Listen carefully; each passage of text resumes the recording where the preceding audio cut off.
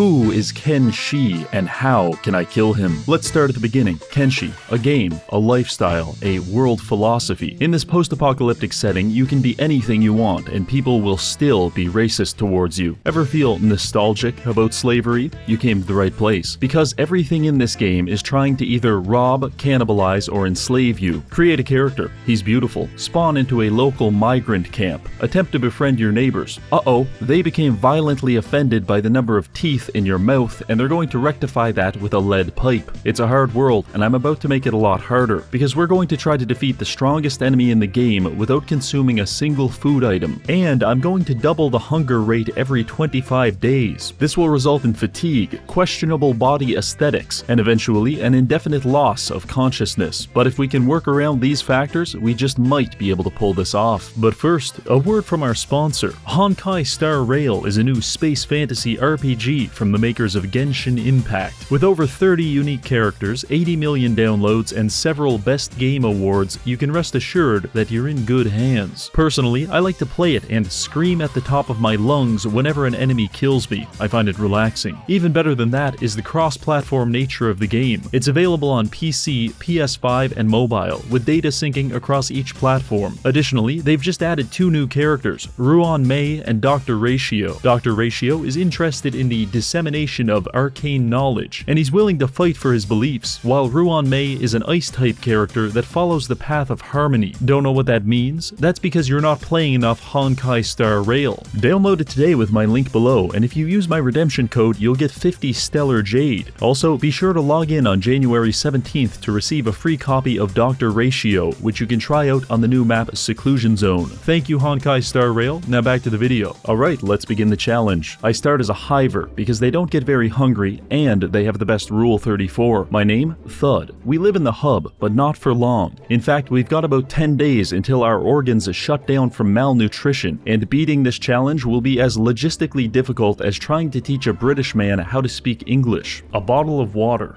Bottle of water. A bottle. A bottle. Of water. Of water. A bottle of water. Bottle of water. So let me explain the plan while doing some manual labor. We need to kill Catlon. He's tough. Really tough. Thud definitely can't do it, and especially not in 10 days, but his great-great-great-great-great-great-grandson might be able to. The plan is to continually recruit a new party member every time my current character gets close to starving. If I time this properly, I will have created the longest-lasting relay race of all time, spanning dozens of generations, all with one singular goal: to kill this man. Hopefully, with each party member, we will slowly accumulate more money and weapons, until we're finally in a position to challenge Catlon. The only caveat is that most of these backward hicks aren't exactly sold on the idea of starving to death in the sand, so we're going to have to engage in a tasteful amount of kidnapping. Now, on the topic of kidnapping, the world government is lying to you. They want you to believe there's a high cost of entry, a white panel van with Genshin Impact decals. But they're wrong. All you really need is a rusty cage. So that's what we're fundraising for. And we're doing it the only way I know how, selling copper to crystal meth addicts. The pay isn't very good, but I'm not exactly a skilled laborer. So for the time being, I'll settle for slamming my forehead against this rock. Now, mining copper until you starve to death isn't as glamorous as it sounds. In fact, it's downright dangerous. On several occasions, I would be accosted by gangs of violent street urchins trying to steal my money. Based on their hunger bars, it looks like they're also attempting this challenge, and they're much further along than me. This cannot stand. I had them chase me into a nearby bar, at which point the staff beat them to death for having low social credit. Like it or not, I think the Chinese might be onto something. After selling a few dozen nuggets of ore, I was able to buy the materials to cobble together a shack, and inside, a research bench. It is here where we will discover the wonders of forcible confinement and Stockholm Syndrome. We just need to find imprisonment on the tech list. Let's see, where is it? Well, shit. Apparently, putting someone in a cage is Tier 3 technology, on par with advanced biofuel refining. What does that mean? Well, basically, we need to get 8 books, 16 building materials, build this, obtain 10 iron plates, build that, 10 more books, 8 iron plates, handful of copper, electricity is good, even more iron plates, upgrade this, research that, and this, and then we're done. It's just...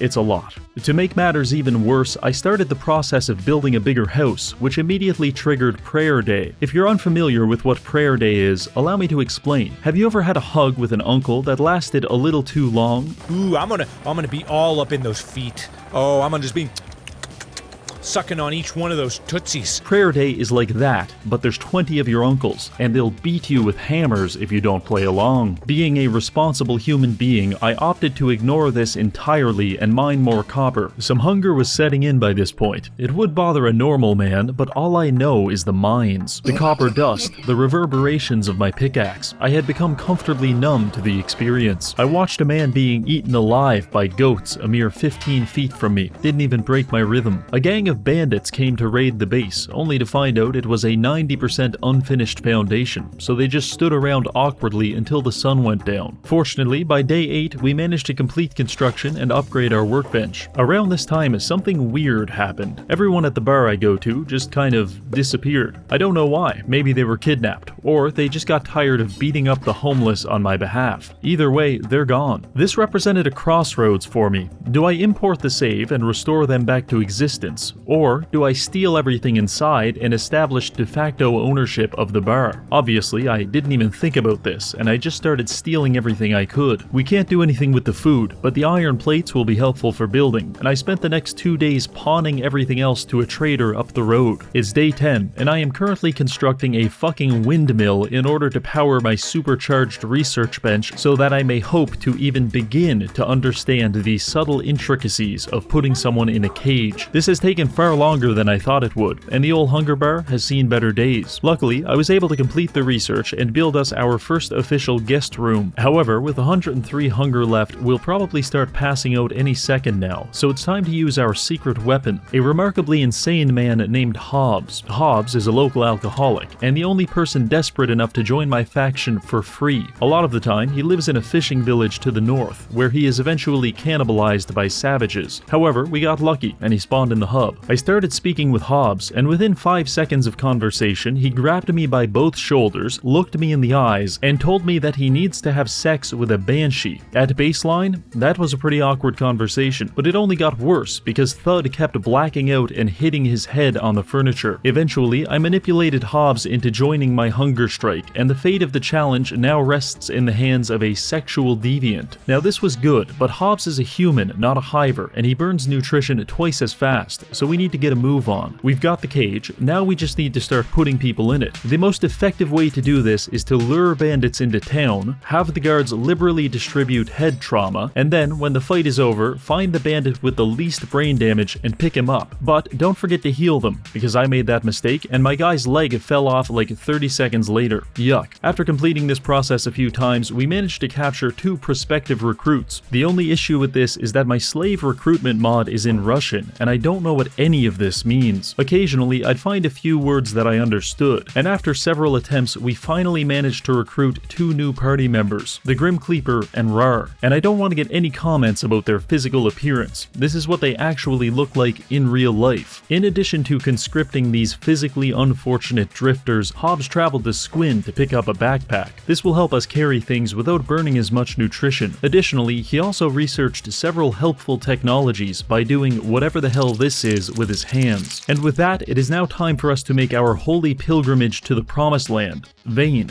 Some people are mentally ill, and they like to punish themselves by driving nails through their testicles, but the truly deranged among us like to build bases in Vane. It's a lawless hellscape where it is always white boy summer, because if you're not careful, an albino gorilla will crush your skull while you're mining copper, and if they don't get you, the carnivorous giraffes or pools of acid will. The only reason we're here is this: hundreds of hivers just begging to be kidnapped. By migrating our operation here, we can reliably kidnap dozens of hivers rather than relying on random transients at the hub, and so we set out for Vane. My thought process in having 3 characters was that I could sacrifice 2 of them if I needed to, but through what I can only assume was a catastrophic glitch in the Matrix, not even one of us was brutally murdered during this trip. How relaxing. Arriving in Vane, we quickly settled outside of one of the hives. It's just a cage and a small shack, but what more does a man really need? Inside, I built a few training dummies. According to calculations that I just made up in my head, by training on this dummy for 36 hours, the average man will be able to successfully kidnap a hiver, about 50% of the time. Then I can train those hivers to become kidnappers, and I'll have an indefinite supply of recruits. It's far from perfect, but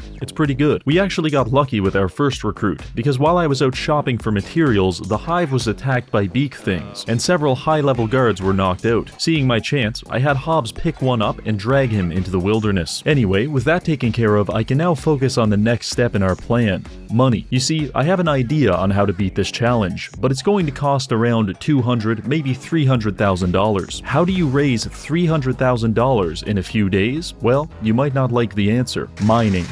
Lockheed Martin wants to purchase copper ore so they can build fighter jets and bomb third world countries. I do not have morals. Get 3 emaciated men to mine copper around the clock. You'll know when to stop because they'll start blacking out and rolling down the hill. 50 copper, $6,000 in 19 hours. That was terrible. On to the next idea. Beak things. Horrible creatures that feed on suffering. However, in their nest they lay dozens of gigantic eggs. Each one is worth $4,200. Assemble a team of the best thieves in the entire world. Realize that will take too long and instead settle for 3 starving dickheads. Wait until nightfall. Team A sneaks around the back while Team B approaches the nest from the front. It's called Team B because these guys are the bait. Use them to wake up the beak things and lead them away. Team B is now having their internal organs ripped out while Team A covertly collects 16 eggs. Crash the economy by forcing small businesses to buy your overpriced eggs. Make $67,000 a day at the cost of 2 of your friends. Consider searching for jobs that involve less human sacrifice. Let's try headhunting. Traditional Chinese medicine uses fog prince heads as a remedy for impotence, and they'll pay a lot of money for them. Recruit a hive soldier. Name him something strong, intimidating, Polish. Have him travel into the Fog Islands and pick a fight with the natives. He's winning. It's working. Oh, he's dead. Wait, no, he's back. Try again with help from the guards. Success. Decapitate your enemies and sell their body parts to horrified traders. $6,000 and I got my ass kicked. Not worth it. To make matters even worse, it's now day 25, which means that our hunger rate has just doubled. Most races will now starve to death within a couple of days, and if they're doing manual labor, well, just don't even bother naming them. Right now, it's manageable, but the hunger doubles again on day 50, which will probably make this entire challenge impossible, so we need to make even more money and faster.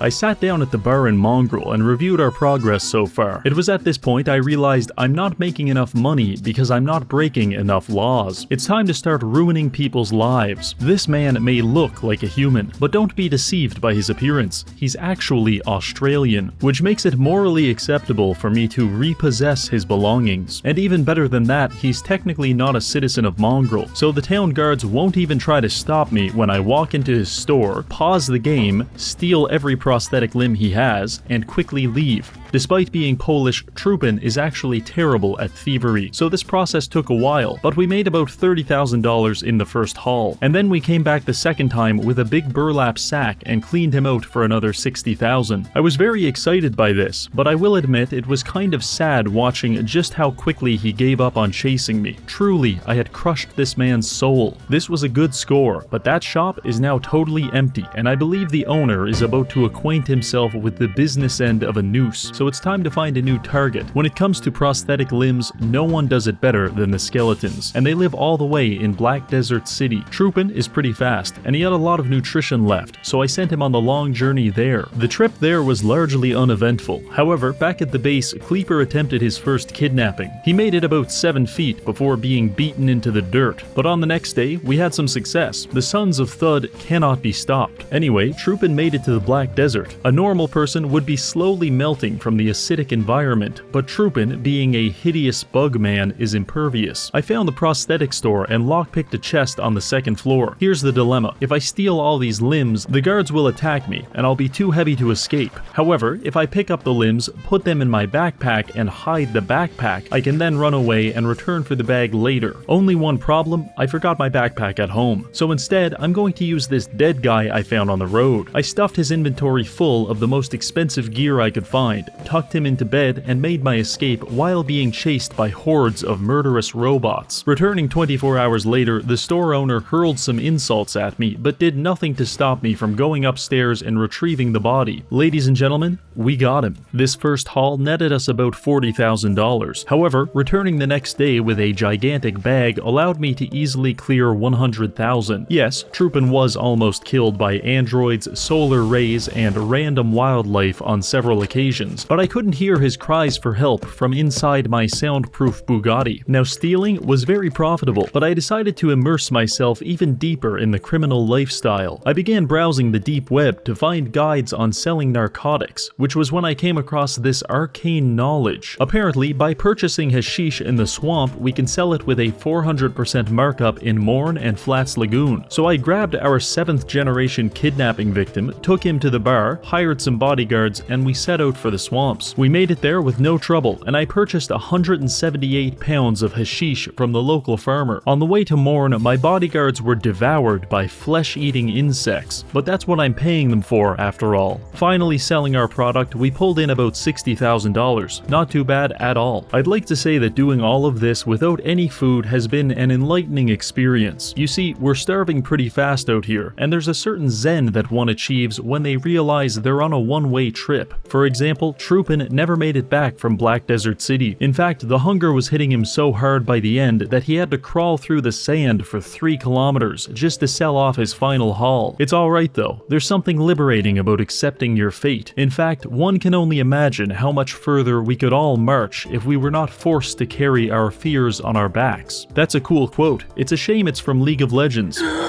Anyway, back to work. We've got over $300,000, which we will be using to assemble an army. No, we're not kidnapping 250 hivers again. Instead, we're going to go to every bar, unemployment office, and safe injection site in the world and recruit God's cheapest and most resilient warriors, alcoholics. You see, just about every bar in Kenshi has shifty-eyed lunatics that call themselves mercenaries. They'll follow you around, and if you pay them, they'll even guard you. The best part? They don't get hungry. So I took our newest iteration of Thud and had him travel east, visiting every way station, bar, and city I could find, slowly accumulating a growing mass of mercenaries. All this traveling did accelerate Thud's decomposition, but I just replaced him every few days with a new character, and after 11 days we had journeyed through the border zone, into Venge, up to the Great Desert, west to World's End, and then south to Mongrel, recruiting an assortment of over 50 mercenaries. You're probably thinking that we're going to go fight Catlon, but you'd be wrong.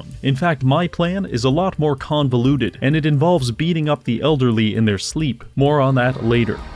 For now, we're going right here. A seemingly dilapidated tower swarming with carnivorous insects, but inside is our prize, the Bugmaster. Who is the Bugmaster? To put it simply, he's a fucking powerhouse gorilla rapist beast animal. A lightning rod, muscle man, power ass jailhouse killer. Yeah. They call him the power mongoloid retard 5000 laser brain dick bastard of comedies. God. He is an absolute sex pot, just slut, cum pig, power bastard. Oh my God. Basically, he's really powerful, so we're going to invite ourselves inside his house, kick the living shit out of him, drag him into a nearby cage, and explain to him why it would be a good idea to join our team. With his help, I think we've got a shot at killing Catlon, but first, we need to get to him. This involved a 2-day journey through hell. My squad entered the Spider Plains, where we had to battle massive hordes of insects every 5 minutes. It's around this point in your journey, when you're watching a grown man being eaten alive, where you'll start to appreciate the luxury of being able to let other people deal with your problems. Eventually, we worked our way to the Bugmaster's tower, and my mercenaries wasted no time in performing a home invasion. Several skin spiders sallied out to stop us, but they were outnumbered, and before long, we had breached the main lobby where the Bugmaster was waiting to tear us apart. Combat started with my mercenaries encircling him as if they were about to enact a gang initiation. However, their plan went sideways when he produced a meat cleaver and and started cutting people in half. He's quite strong, but we have two major advantages. One, there's a lot of us, and two, he has shown up to a knife fight almost entirely naked, which means that at some point he's going to realize he has been shot 17 times with a crossbow and that there's more of his blood on the ground than inside his own body, at which point he will pass out, and right on time he does. The Bugmaster is now ours. I picked him up and scurried away to a nearby cage where I recruited him into our party. With combat stats of 95 across the board, he will be our ultimate warrior. But as we just discovered, his strategy of deflecting projectiles with his skin did not go over very well, so we're going to take our extra money and buy him some equipment. After a brief period of running at the speed of sound, we had arrived at the Armor King. He's a cute little robot that sells amazing equipment. I dropped about $100,000 on this armor, which, combined with our stats, should make us close to invincible. However, the hunger clock is still ticking, so we need to keep moving. Lord Phoenix, the leader of the Holy Nation, one of Kenshi's strongest warriors, and also a giant dick, which is why we're going to use him as a pawn in the next part of our plan. But first, I need to kidnap him. I traveled the Blister Hill and waltzed right into Phoenix's throne room, where I sat down and engaged in the exceptionally creepy activity of waiting for him to fall asleep.